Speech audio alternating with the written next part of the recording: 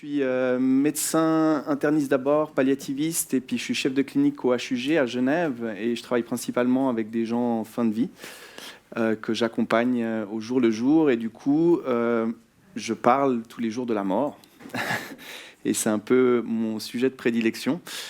Par contre, j'ai l'habitude de le faire plutôt dans l'intimité des familles, dans l'intimité des personnes, et puis là, on va le faire collectivement.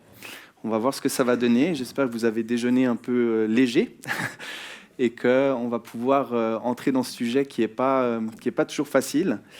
Et puis c'est un sujet qui me fait beaucoup réfléchir de manière générale à la vie, au sens de la vie, aux valeurs qu'on veut lui donner. Et puis ça crée aussi beaucoup de tensions et de contradictions peut-être avec ce que la société essaye de faire de la mort. Et je vais essayer de vous partager un petit peu mes réflexions, puis un peu mes tensions que j'ai à travailler avec les gens en fin de vie, et qu'est-ce qu'on leur offre, et qu'est-ce qu'on pourrait leur offrir, et comment on pourrait un peu élargir l'offre de l'accompagnement de la fin de vie.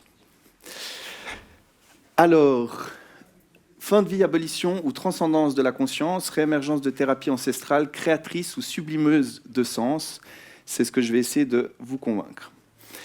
Alors, on va commencer tout de suite par une participation. Donc, vous pouvez sortir votre téléphone et vous mettre sur menti.com et puis vous rentrez ce code.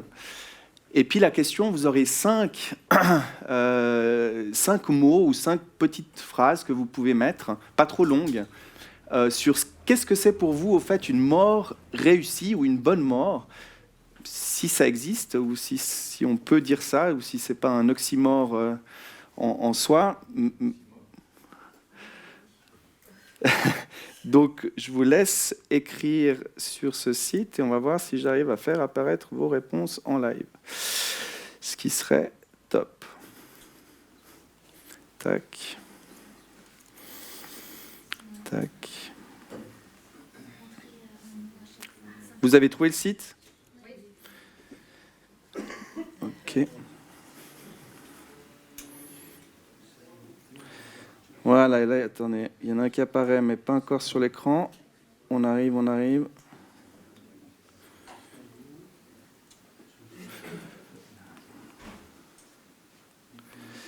Comment je fais ? Ouais. En tout cas, vos mots apparaissent, vous pouvez continuer à rentrer des mots. Moi, j'essaie de sortir de ma présentation.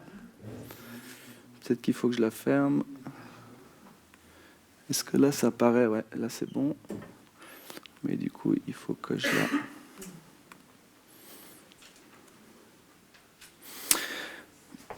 Voilà, entourée, choisie, consciente, en paix, paisible, soutenue. Ni remords ni regrets, libération, calme, satisfaction, accomplie, pas de douleur, paisible, apaisé, transcendance, conscience, joie, pardon, abandon, libération.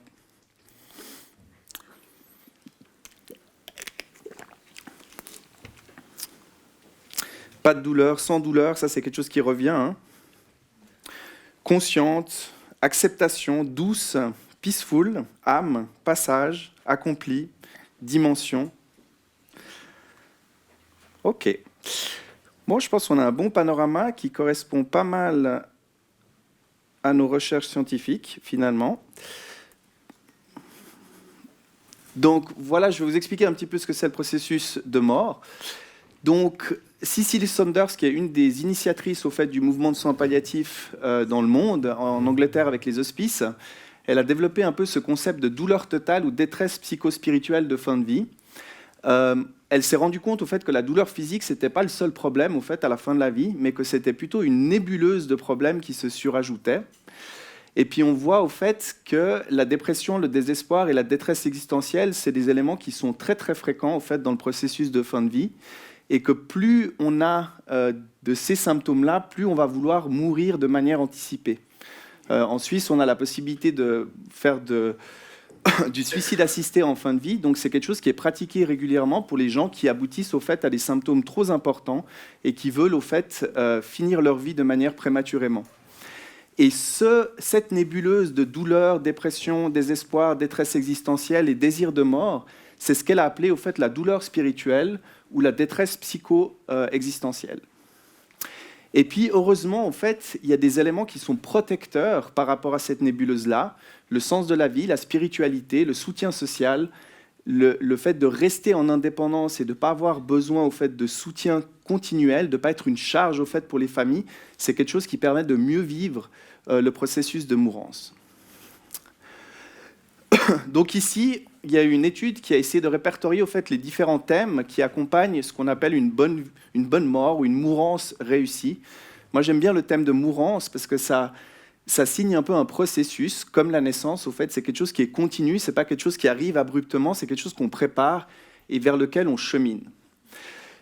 Et puis ici, vous avez au fait une collection de thèmes et de sous-thèmes des gens qui ont fait des questionnaires comme je viens de faire rapidement avec vous, et on voit que beaucoup des thèmes que vous avez amenés, c'est des thèmes qui sont sortis au fait de cette étude-là. Donc on voit le pas souffrir, gestion des douleurs, ça c'est vraiment quelque chose qui est central et qui est revenu à plusieurs reprises dans cette ce petit questionnaire qu'on vient de faire ensemble. Par contre, il y en a beaucoup d'autres, au fait. Il y a l'occasion de discuter du sens de la mort, l'acceptation familiale de la mort.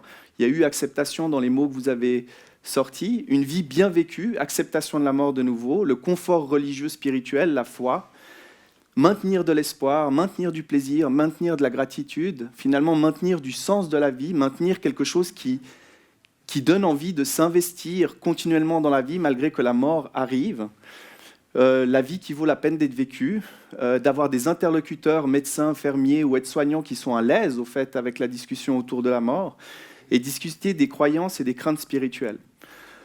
Donc on voit, il y a un peu deux catégories. Il y a une catégorie autour de la souffrance qu'on veut absolument calmer, et puis il y a une catégorie autour de comment on donne du sens au fait quand on arrive à la fin de sa vie. Et puis en Suisse, on a les directives anticipées, je ne sais pas si vous savez ce que c'est. C'est une manière en fait de se prononcer sur qu'est-ce qu'on veut un peu pour la fin de la vie. Et malheureusement, on ne peut pas avoir une bonne mort qui accomplit au fait tous les critères qu'on a vus tout à l'heure. Il y a des tensions en fait entre ces critères. Et puis les directives anticipées, ils ont bien mis en évidence au fait cette tension, c'est que d'un côté, on peut désirer, je désire dans tous les cas que l'on soigne activement mes douleurs et tous les autres symptômes accablants, tels que la peur, l'agitation, la détresse respiratoire et les nausées. J'accepte donc, le cas échéant, une perte de conscience momentanée, ou pas, elle peut être prolongée jusqu'au décès aussi. Ça s'appelle une sédation, en fait, le fait de abolir votre conscience pour que vous n'ayez pas au fait, à vivre les affres de la mourance. Donc ça, c'est une option en fait, qu'on offre dans ces directives anticipées. Et cette option, on l'oppose au fait de vouloir maintenir à tout prix un état de vigilance, et la capacité de communiquer sont pour moi plus importants que le soulagement des douleurs et d'autres symptômes. Donc vous voyez une contradiction en fait, entre ces deux choix, et puis vous pouvez déjà maintenant, en fait, vous pouvez remplir ces directives anticipées et décider comment vous pensez que vous voulez mourir et comment vous pensez que c'est la bonne façon de mourir. Donc, abolition de la conscience pour éviter la souffrance, ou sédation progressive, ou sédation élective à un moment donné prolongée jusqu'au décès, ou la volonté de maintenir la vigilance malgré le fait que les souffrances se suraccumulent. Donc en gros, c'est abolition ou conservation de la souffrance, et je vais vous demander de voter pour savoir qu'est-ce que vous voulez. Je ne fais pas comme ça avec mes patients, hein. Je ne leur dis pas de voter, je vous rassure. On va voir si j'arrive à nouveau à sortir de cette affaire.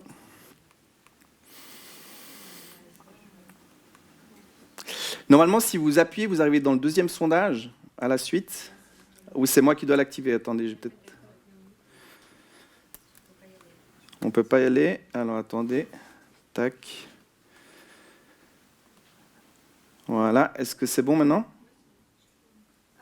Ouais.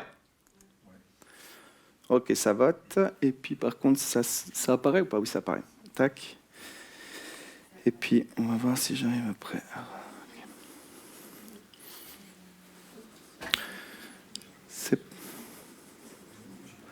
Ah, il y a la sédation qui remonte. On a à peu près 3/4. Ouais, je ne sais pas si vous arrivez à lire. Ah oui, non, il y a le petit truc là. En rose, c'est la volonté de garder sa vigilance et la capacité de communiquer, qui fait à peu près 80%, et 20% en fait qui veulent plutôt mourir paisiblement, sans souffrance, et puis au prix de la sédation, au prix d'être endormi. Donc c'est à peu près 80-20. Et maintenant, je vais voir si j'arrive à revenir à la présentation. Tac, c'est un petit peu... OK. Voilà. Donc, il y a une tension dans ces deux. Ici, il y a à peu près 80% des gens. Après, vous pouvez changer d'avis. Hein. Si au moment où vous allez mourir et que la souffrance est insupportable, vous avez le droit de dire moi, je vais quand même prendre un peu de sédation parce que là, c'est un petit peu trop pour moi. Donc, vous n'êtes pas obligé de conserver cette position jusqu'au bout, je vous rassure. Il y a des questions jusqu'à là? Ou ça va? Ouais. Non, c'est plutôt l'inverse. Dans la pratique, qu'est-ce qu'on voit sur le terrain? C'est que même 90 à 95% des gens, ils préfèrent au fait la sédation plutôt que la confrontation ou le maintien de la vigilance. Ouais. Et il y a même un peu un effet pernicieux, parce que là, je vais l'expliquer un peu plus tard, c'est parce que les traitements qu'on donne pour traiter la plupart des symptômes, c'est des traitements sédatifs au fait qui vont se surajouter les uns aux autres et peu à peu créer cette sédation au fait qui va accompagner une mourance avec moins de souffrance. Pour la partie où on garde la vigilance et on garde au fait la capacité de communiquer, il faut pouvoir créer du sens au fait à ce qui reste à vivre. Et puis, une des manières de recruter du sens, c'est de créer de la spiritualité ou de créer du sens existentiel. Et là, je vais vous donner au fait la définition de qu'est-ce que c'est la spiritualité en médecine. C'est chercher et manifester un sens, et c'est développer une reliance, un lien, développer au fait des valeurs qui nous représentent dans la vie. Et ces valeurs, au fait, elles ont plusieurs domaines. L'instant, le soi, les autres, la nature, le sens de l'existence et le sacré. Et tous ces domaines, au fait, on les alimente au quotidien pour faire que la vie ait un sens et qu'elle donne la peine d'être vécue et qu'elle donne la peine de continuer à vivre. Et là, vous avez quelques exemples au fait de comment on alimente ces différents secteurs, comme avoir une présence dans l'instant avec la mindfulness, être avec une certaine paix intérieure, une certaine intégrité, le fait d'être en lien avec les autres à travers l'amour, le soutien, la confiance, la réconciliation, le fait d'être en lien avec la nature, d'être inspiré, de créer avec la nature. Donner du sens à l'existence, c'est quelque chose qu'on réexamine continuellement dans notre existence pour adapter au fait le sens de l'existence à ce qu'on est en train de vivre. Et le sacré, qui n'est pas l'unique dimension au fait, de la spiritualité, qui est sa dimension en fait verticale. Donc les autres, c'est plutôt des dimensions horizontales, et la spiritualité, c'est la transcendance, le sacré et la transcendance, c'est la dimension verticale. Voilà, donc ça c'est un peu la définition de la spiritualité en médecine, et le fait d'alimenter au fait ce sens, ça crée des ressources, et ça crée du sens de la vie, et ça permet de continuer. Et comme vous pouvez vous imaginer, en fin de vie, c'est pas facile au fait d'alimenter ce sens. Et puis j'aime bien cette phrase de Viktor Frankl, qui avait vécu la Deuxième Guerre mondiale et qui a créé la logothérapie ou la thérapie existentielle, qui dit « L'homme n'est pas détruit par la souffrance, il est détruit par la souffrance qui n'a pas de sens, pour laquelle il n'arrive pas à trouver la capacité de donner du sens. » Donc maintenant, je vais vous parler d'une patiente. Je vais reprendre un petit peu cette constellation de la spiritualité et je vais vous montrer, je vais essayer de vous faire vivre qu'est-ce que c'est de mourir et qu'est-ce que ces domaines, au fait, ils deviennent quand on est à la fin de sa vie. Donc ça, c'est une patiente que j'ai eue dans mon service qui avait 78 ans. Donc au niveau de son identité, de qui elle est devenue, malheureusement, c'est qu'elle a un cancer du foie métastatique et puis elle a des douleurs abdominales assez récurrentes. Au niveau de l'instant, ce qui se passe, c'est qu'elle a une vie très traumatique. Elle a eu plusieurs hommes dans sa vie qui ont été très maltraitants envers elle. Et puis, au fait, elle a une image d'elle-même qui est très dévalorisée. Et puis, constamment, au fait, elle rumine ses traumatismes du passé. Et puis, elle vit dans une souffrance continue d'un passé qui la hante. Elle a 2 enfants qui sont adultes et indépendants. Il y en a un qui a un peu des troubles mentaux, qui a des tendances un peu à l'alcoolisme, mais qui vit quand même sa vie. Et sinon, elle a beaucoup d'amis qui sont décédés, donc elle n'est pas très entourée à part de sa fille qui est pas mal présente. Au niveau de la nature, elle a de la peine à se connecter parce qu'elle est condamnée dans un lit à cause de sa fatigue et à cause de ses douleurs. Au niveau du sacré, ça c'est quelque chose qui fait partie de notre anamnèse médicale en soins palliatifs, c'est qu'on essaie de voir un peu les ressources spirituelles que les gens ils ont. Et puis elle parle de quelques souvenirs de transcendance dans sa vie. Elle avait été au Mont-Saint-Michel, puis elle avait senti une présence, elle avait senti une connexion avec quelque chose de plus haut. Et puis l'un dans l'autre, tous ces domaines s'étant appauvris au fur et à mesure de sa maladie, elle est en grande crise. Et puis on cherche à la soulager et on peine à trouver au fait des solutions pour soulager au fait cette détresse qui est vraiment multidimensionnelle et très complexe. Donc tout ça, ça m'a amené à me dire, mais de quoi souffrent les gens qui sont en fin de vie? Et puis on a des diagnostics en médecine, et là j'ai passé un an à Boston, au Dana-Farber Cancer Institute, où j'ai fait une étude, où j'ai essayé de comprendre qu'est-ce que c'était la constellation de la souffrance des gens en fin de vie. Et j'ai fait passer des questionnaires à 180 personnes pour essayer de voir au fait quels étaient les diagnostics qui ressortaient chez les personnes en fin de vie. Et puis là, vous voyez 5 diagnostics que j'ai investigués. Et puis à côté, vous voyez la prévalence, au fait, à quelle fréquence ces diagnostics ils apparaissent chez les patients en fin de vie. Et vous avez l'anxiété modérée sévère. Finalement, les gens ils sont plutôt abattus, donc ils n'ont plus la force au fait d'avoir cette anxiété par rapport à des événements. Il y a l'anxiété liée à la mort qui est un petit peu plus présente. Le stress post-traumatique, encore un petit peu plus présent, à 25%. Il y en a un quart qui sont, qui sont déprimés, modérés à sévères. Et puis les deux du haut qui font 40 et 43%, c'est troubles de l'adaptation. Troubles de l'adaptation, c'est quand vous avez un stress dans votre vie et que vous n'arrivez pas à réarranger au fait votre vie pour faire face au stress et que vous êtes coincé au fait par ce stress qui vous percute de manière constante. Et la démoralisation, qui n'est pas un diagnostic DSM, mais c'est quelque chose qui a été développé au fait par des palliativistes parce qu'ils disent à la fin de la vie, ce n'est pas la dépression qui est au premier plan, il y a autre chose. Et il y a quelque chose qui ressemble au trouble de l'adaptation, mais qui est un peu différent et qui semble être très prédominant au fait, dans la fin de vie. Puis on voit effectivement que cette démoralisation, je vais la décrire tout à l'heure, c'est quelque chose qui est extrêmement présent dans la fin de vie. Maintenant, ça c'est ce qu'on s'amuse quand on est médecin, on prend les chiffres et puis on fait plein de graphiques incompréhensibles. Et puis en gros, ce graphique, il montre la superposition au fait, des différents diagnostics. Et on voit que c'est une nébuleuse, au fait. On n'est pas soit déprimé, soit démoralisé. Au fait, il y a une superposition des différents diagnostics. Et ce qui est très intéressant, c'est que la démoralisation qui est en bleu ici, elle superpose beaucoup, au fait, avec le trouble de l'ajustement, le trouble de l'adaptation lié au stress. Et il y a des gens qui pensent, au fait, que la démoralisation, ça serait une sorte de sous-catégorie du trouble de l'adaptation. Et je vais vous montrer pourquoi. Et puis l'autre chose, c'est qu'on voit au fait que la fréquence des diagnostics multiples, donc 2 diagnostics 26%, 3 diagnostics 21%, elle est très fréquente. Donc au fait, la charge psychiatrique chez ces patients, elle a tendance à s'accumuler et à se combiner dans une nébuleuse de souffrance psychique. Donc qu'est-ce que c'est cette démoralisation qui est venue de manière très fréquente chez presque la moitié des patients que j'ai interrogés? À savoir que les patients que j'ai interrogés, c'est des gens qui sont ambulatoires, donc c'est des gens qui se déplacent encore. Ce pas des gens qui sont dans un lit hospitalier et qui sont vraiment en bout de course. C'est des gens qui ont des cancers, mais qui sont encore traités pour leur cancer et qui ont encore une certaine qualité de vie. Et malgré tout, 40% d'entre eux, ils ressentent cette démoralisation. Et à quoi elle correspond? Donc la démoralisation, il y a une partie un peu de dysphorie, donc c'est des symptômes de type un peu dépressif. Donc c'est la difficulté au fait à ressentir du plaisir et de la joie dans la vie. Et ensuite, le reste, c'est quelque chose qui est très en lien avec ce trouble de l'adaptation, c'est qu'il y a la mort qui arrive, comme un mur, et puis au fait, on a de la peine à donner du sens à ce qui arrive avant ce mur. Comment donner du sens alors que la mort, elle est là et qu'elle est au tournant? Comment donner du sens au temps qui reste? Et du coup, il y a un sentiment d'échec, d'inutilité, un sentiment en fait d'être une charge pour les autres, de ne plus avoir de rôle social, de ne plus avoir de fonction pour les autres. Et en même temps, le fait que ce mur, je suis désolé de vous l'annoncer ce soir, mais il est irrémédiable. Il va venir pour tous. Et le fait que ce mur, il est irrémédiable, eh ben, en fait, ça crée un sentiment d'impuissance et de découragement et de désespoir.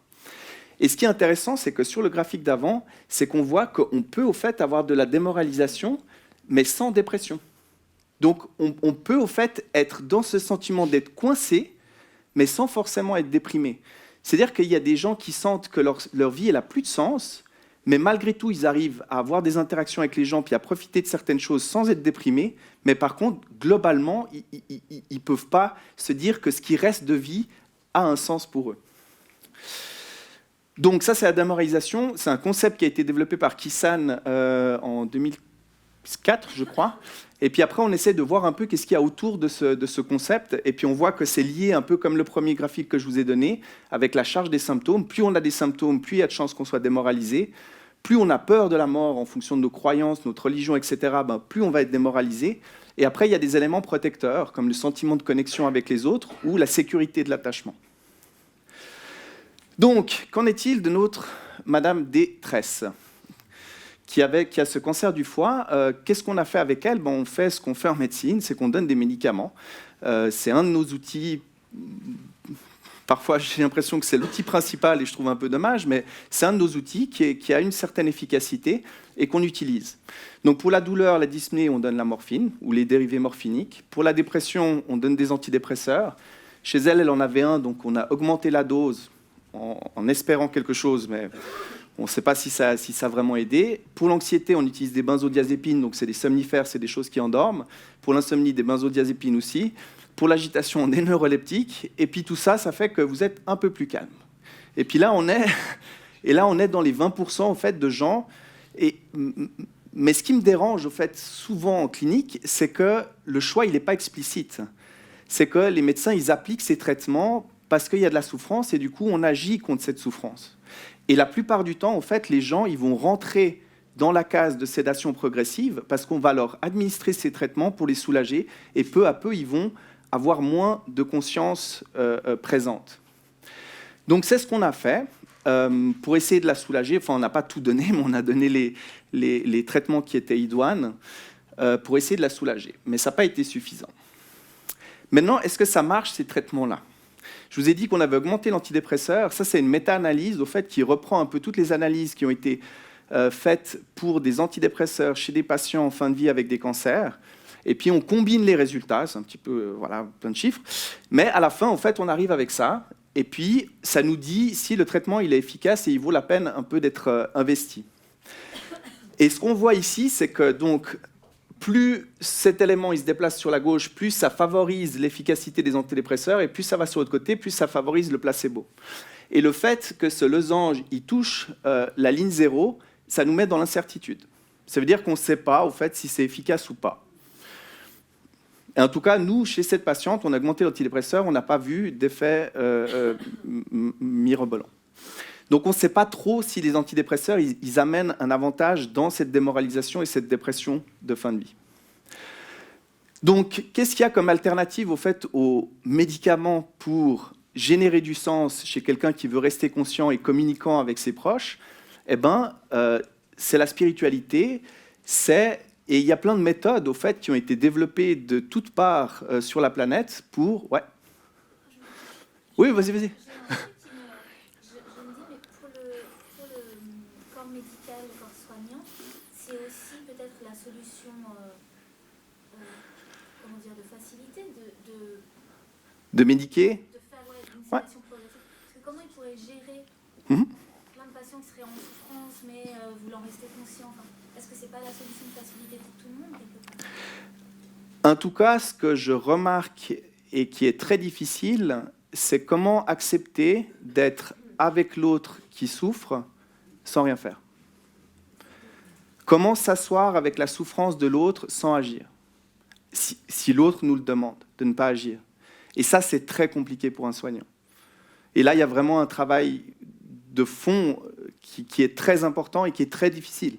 Et moi, je critique ça et je parle en tant que médecin, et c'est facile parce que moi, je passe peu de temps avec les patients, finalement. Parce que je suis derrière l'ordinateur, les prescriptions, par rapport au soignant. Le soignant, lui, il peut passer des heures et des dizaines de minutes avec la personne souffrante. Et du coup, comment on peut demander à des gens de rester avec la souffrance de l'autre, sans agir? Et c'est une vraie question. C'est une vraie question. Donc, il y a plein de manières au fait, de générer du sens dans cette impasse existentielle, dans cette impasse de sens. Et puis à travers l'histoire de l'humanité, il y a eu plein de courants de créativité au fait, pour réussir à générer du sens. Ça, c'est les soufis qui dansent, puis ils mettent un doigt en l'air, un doigt en bas pour prendre la terre à témoin, mais avoir l'inspiration de la transcendance pour avoir des messages. Et des messages, c'est une manière de donner du sens à ce qui n'a pas de sens. Ça, c'est l'empirée de Bosch, donc c'est la représentation d'une expérience de mort imminente. Puis on sait que les gens qui ont vécu ces expériences, ils viennent au fait avec une notion de la vie totalement changée, une perspective sur la spiritualité totalement changée.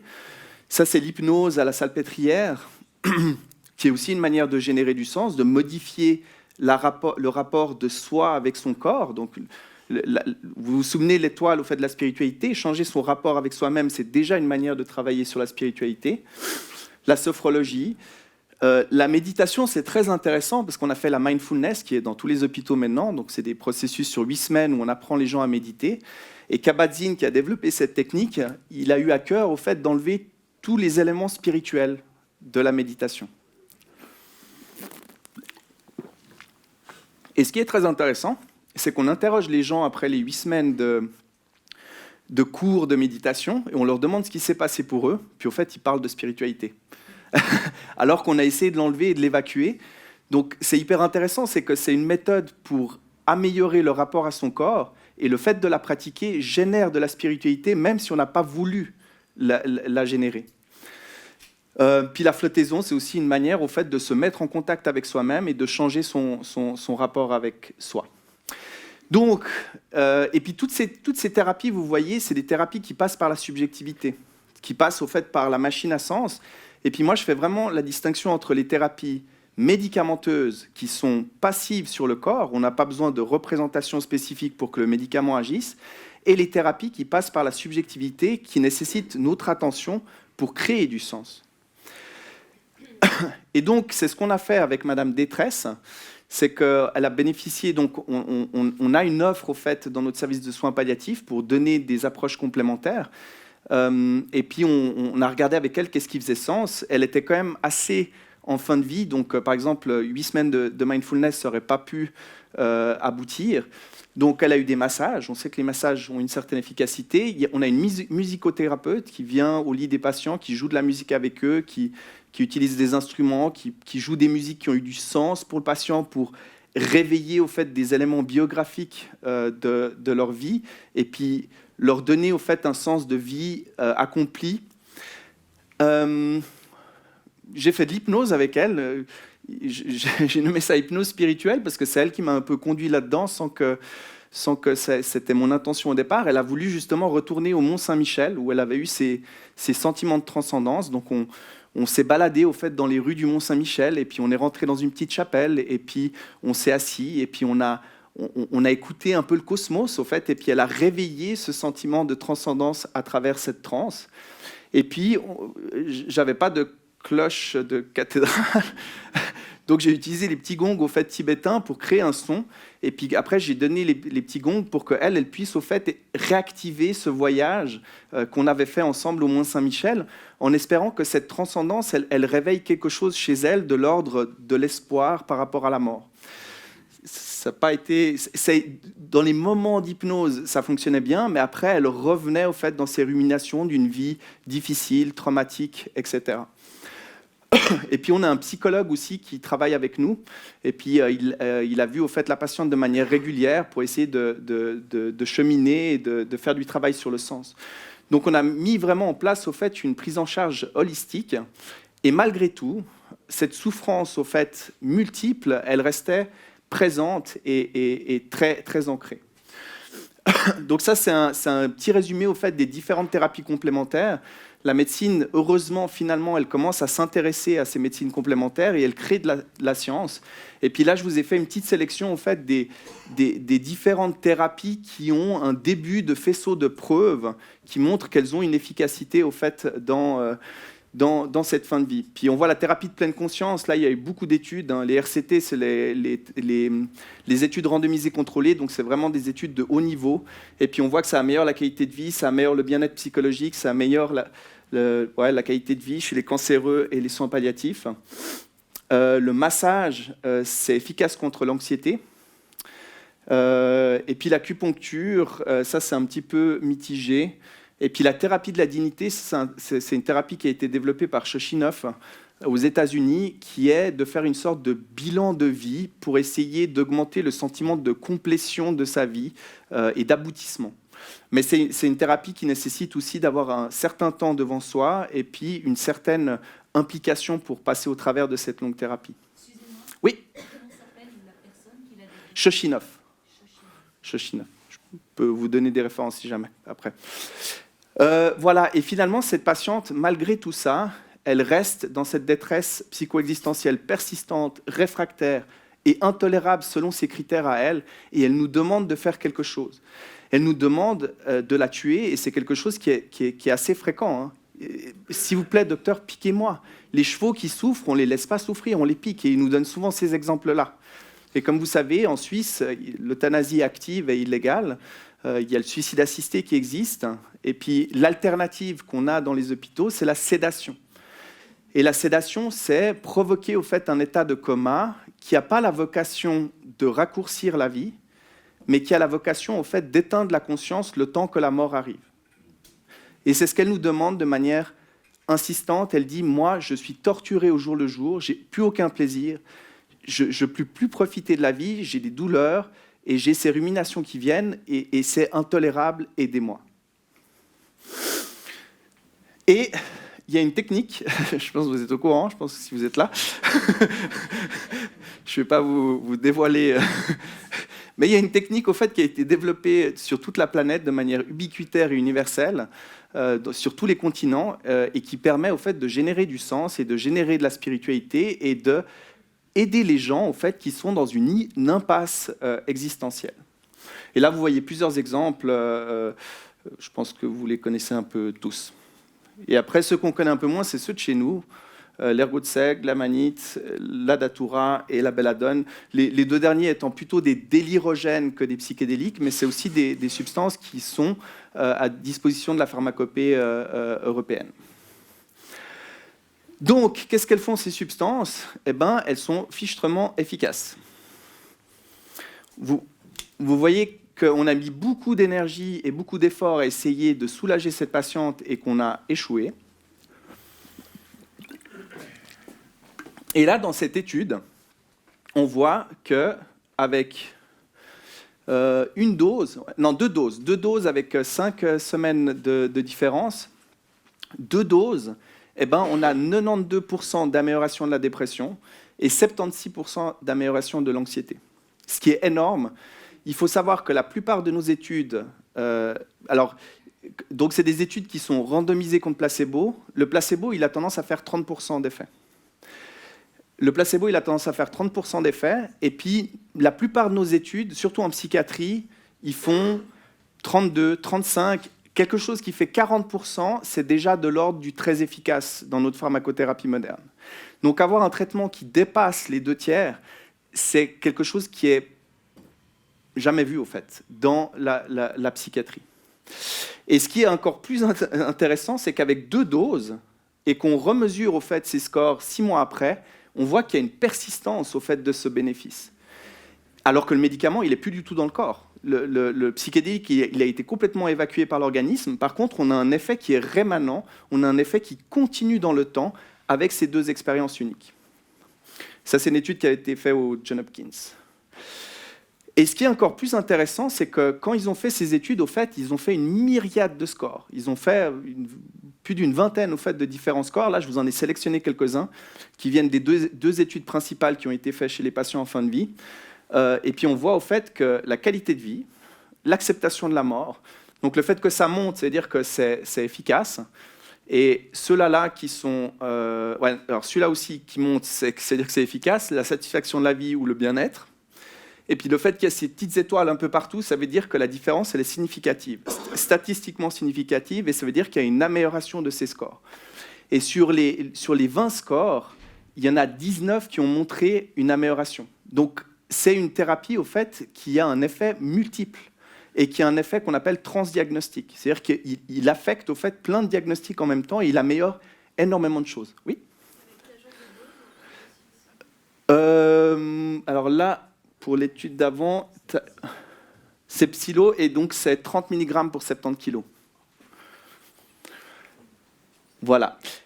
Et donc on voit au fait qu'il y a une amélioration d'une myriade de mesures dans ces études, et que du coup, ça décoince pas seulement la dépression ou la démoralisation, comme vous l'avez ici, puis on voyait que ça, c'était un des syndromes psychiatriques les plus fréquents dans cette population, mais ça améliore tout un pan, au fait, de l'existence.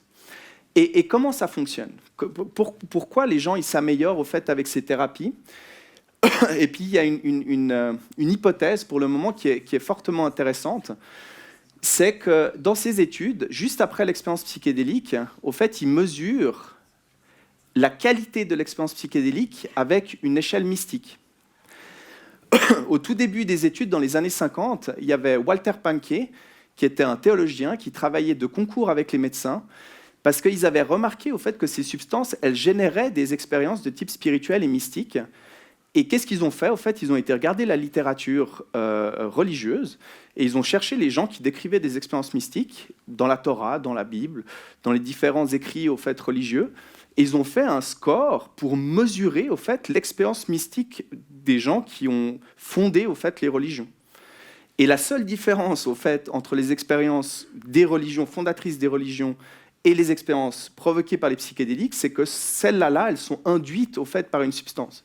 Mais sinon, d'un point de vue phénoménologique, d'un point de vue de la qualité de l'expérience, elle est vraiment décrite de manière totalement similaire.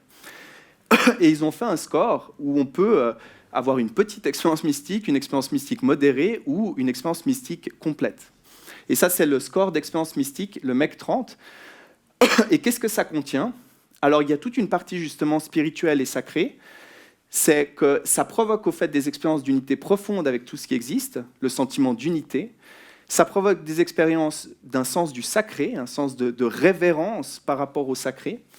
Et ça provoque des expériences de type noétique. Et la noétique, c'est un concept qui est assez intéressant, parce que la noétique, c'est le fait de vivre une expérience personnelle, dont je suis le seul à avoir vécu l'expérience, et que personne, au fait, peut la vérifier. Et malgré tout, je pense que cette expérience, elle a une réalité indubitable. Je ne peux pas me dire que cette expérience, elle n'a pas une réalité en soi et qu'elle ne parle pas de quelque chose de fondamental de la réalité. Et puis, le fait de vivre ces expériences spirituelles, eh ben, ça fait que les gens ils vivent une transcendance du temps et de l'espace parce qu'ils sont en dehors au fait, de la vie habituelle et ils ont de la peine, vu que c'est quelque chose qui ne correspond pas à notre réel habituel. Les mots qui existent pour la décrire, ils n'existent pas dans notre vocabulaire. Donc, ils ont beaucoup de peine au fait, à raconter qu'est-ce qu'ils ont vécu. Et dans l'expérience aussi, avec ce sens du sacré qui augmente, il y a un sentiment profond d'humeur positive qui peut être généré. Et puis Richard, qui est un chercheur au fait, de la première vague aux États-Unis, il dit cette phrase très intéressante, que l'on choisisse de considérer ces expériences mystiques comme des symptômes psychopathologiques, donc de maladies, ou comme de véritables éclairages ontologiques sur la structure de la réalité, dépend de nos propres assumptions philosophique. Et donc, ce n'est pas une question scientifique, c'est vraiment une question de comment on les interprète et quel sens on veut leur donner. Et ce qui est encore plus étonnant, c'est que quand on mesure, au fait, cette expérience mystique chez les gens, elle a un lien avec la manière dont ils vont s'améliorer. Donc là, vous avez le score mystique, donc plus on est là, plus il est élevé, et plus le score mystique il est élevé, et plus, au fait, l'expérience, elle a du sens. Donc il y a une corrélation entre les deux. Plus j'ai une expérience mystique, plus elle a du sens. Et en résultante, plus j'ai une expérience mystique, plus ma dépression diminue. Donc il semble, cette association entre l'expérience mystique et l'amélioration clinique, il semble qu'il y a un lien entre les deux et que peut-être ça serait le vecteur au fait de transformation. Et ça, c'est une phrase de Jeremy Narby que j'aime beaucoup aussi. Nous voyons ce que nous croyons et pas seulement le contraire. Et pour changer ce que nous voyons, il est parfois nécessaire de changer ce que nous croyons. Donc mystique, là, je vous ai fait un petit peu un charabia sur... Oui. Quand vous donnez la psilocybine, il y a un cadre, vous donnez la musique ou quelque chose comme ça, ou c'est juste Il y a de la musique qui accompagne l'expérience, ouais, pour générer... Enfin, ça aide au fait à générer des émotions puis à générer un certain vécu, ouais. La présence d'un thérapeute, quelqu'un qui accompagne, qui est là pour sécuriser l'espace et le temps de la personne. Ouais. Et c'est déjà pas mal. Et des fois, on leur met des cache-yeux pour favoriser l'introspection, pour leur dire au fait d'aller à l'intérieur d'eux-mêmes et qu'ils ne soient pas perturbés par ce qui se passe autour d'eux. Donc, je vous ai fait un peu un charabia avec le score mystique. Donc ça, c'est la pyramide de Maslow. La pyramide de Maslow, donc survie, sécurité, sociabilisation, estime, accomplissement. Puis au fait, le mystique, c'est ce qu'il y a au-delà de soi, c'est ce qui nous dépasse. Et puis une autre représentation, c'est de dire, moi je suis un être spirituel avec une certaine psychologie, avec un physique, avec un corps social. Et au fait, le mystique, c'est la relation entre ma partie spirituelle et ce qu'il y a de plus grand que moi, le cosmos, qui est au-delà au fait de ma personne. Et l'expérience mystique, c'est rester vivant pour plus large que soi, c'est l'au-delà de soi. C'est ce qu'il y a au-delà de ce qu'on pense que notre existence est. Donc, maintenant, pour vous illustrer un peu ce que les gens y vivent quand ils prennent ces substances et qu'ils sont dans une situation de fin de vie, j'ai lu au fait beaucoup d'études qui récoltent des témoignages et je vous ai fait une sélection au fait de phrases que les gens qui ont vécu ces expériences alors qu'ils sont dans un processus de mourance et comment ils ont rapporté au fait leur expérience. Et je les ai mis en lien au fait avec cette étoile de la spiritualité. J'ai ressenti un sentiment d'acceptation de l'agonie, de l'ennui, de la solitude. Ça a justement permis à cette lutte de se dérouler. Mes émotions n'ont pas été tempérées comme c'était le cas avec les antidépresseurs. Cela fait longtemps que je connais la théorie, mais maintenant je l'ai sentie et je la sens. Vous ne comprenez pas cela strictement dans votre tête, vous le comprenez comme un être vivant, comme un corps. Cela vous ouvre et vous met en connexion. Tout est entrelacé. Je pense que cela aide à accepter la mort, parce que vous ne vous sentez plus seul. Je ne me focalise plus sur le cancer. Ce n'est pas la chose qui contrôle ma vie. Ça, c'est quelque chose qu'on voit fréquemment. Hein. C'est que les gens ils s'enferment au fait, sur leur maladie, puis ils oublient au fait, la vie qui continue à cheminer. J'ai créé un pont avec une part spirituelle de moi-même. Cela me permet de trouver plus de contentement et de bonheur, finalement. C'est comme si, au plus profond, je m'étais réveillé à ce que la vie est vraiment. Nous avons juste oublié comment la percevoir. Voilà, j'espère qu'avec ces exemples, c'est un petit peu plus concret par rapport au score et compagnie. Donc, il y a une sorte de transformation de la déconnexion. On voyait cette patiente qui était déconnectée des différents domaines de sa spiritualité. Et là, ça permet aux patients de se reconnecter aux autres, se reconnecter à ce qui fait sens, aux valeurs, et de redémarrer au fait une vie qui semble être en suspens. Ça permet de passer d'un évitement, le fait que la mort est là, et la sédation, pour moi, c'est aussi un évitement, en fait. C'est pas voir ce qui va arriver, c'est de pas vouloir l'affronter et vouloir être endormi, au fait, face à la mort.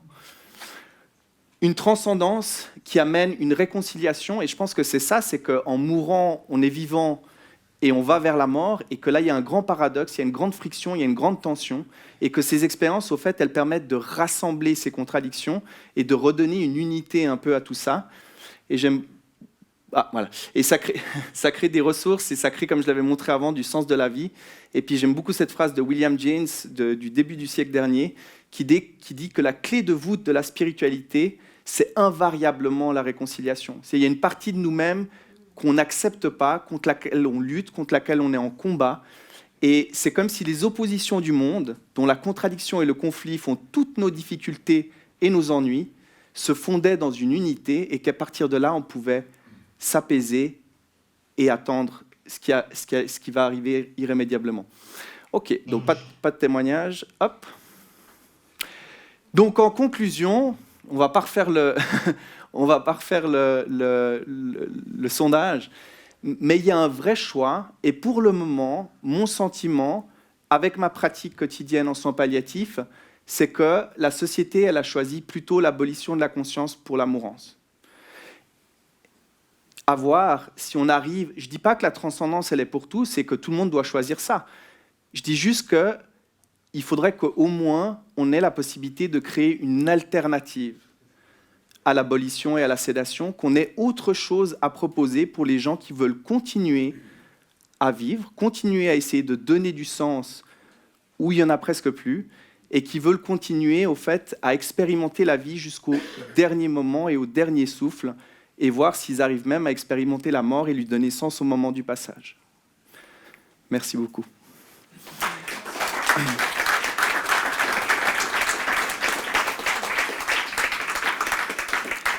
Et ça, c'est une phrase de Sidney Cohen que j'aime beaucoup, parce que des fois, on croit que c'est la pilule magique qui va tout résoudre et qui va nous transformer dans des dieux et résoudre tous nos soucis quotidiens. Mais lui, il est beaucoup plus nuancé, et j'aime beaucoup cette phrase qui dit Les psychédéliques ne construisent pas un caractère, n'éduquent pas les émotions, n'augmentent pas l'intelligence.